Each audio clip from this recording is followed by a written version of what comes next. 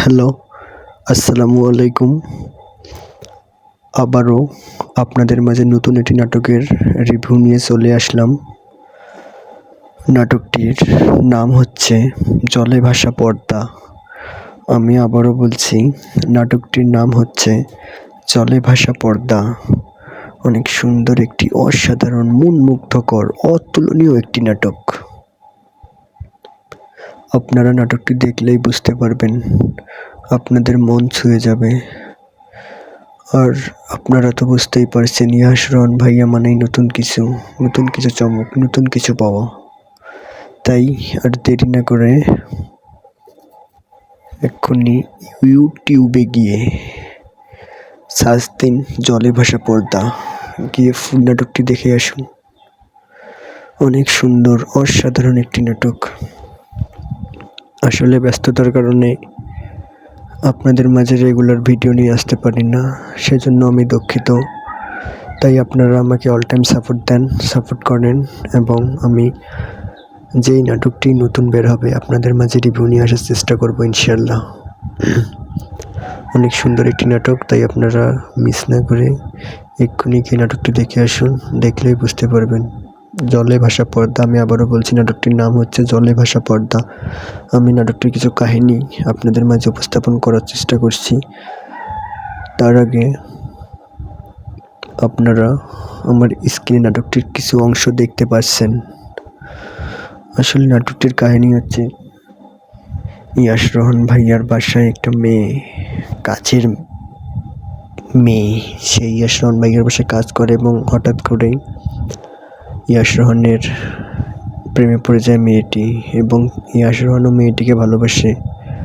কিন্তু যখন ইয়াশ রহন মেয়েটিকে প্রেমের প্রস্তাব দেয়, তখন মেয়েটি রাজি হয় না। তখন মেয়েটি বলে, দেখেন, আমি আপনার বাসার কাজের বুয়া, আসলে আপনার সাথে আমার প্রেম ভালোবাসা এগুলো কখনোই হবে না।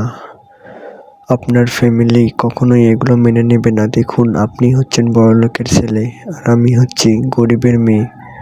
আমাদের সম্পর্ক আপনার পরিবার কখনোই মেনে নেবে না।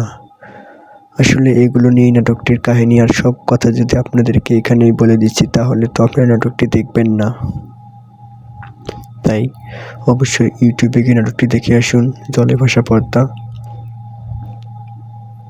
অসাধারণ একটি নাটক। তাই আর দেরি না করে এক্ষুনি যান, গিয়ে নাটকটি দেখে আসুন। আর হ্যাঁ,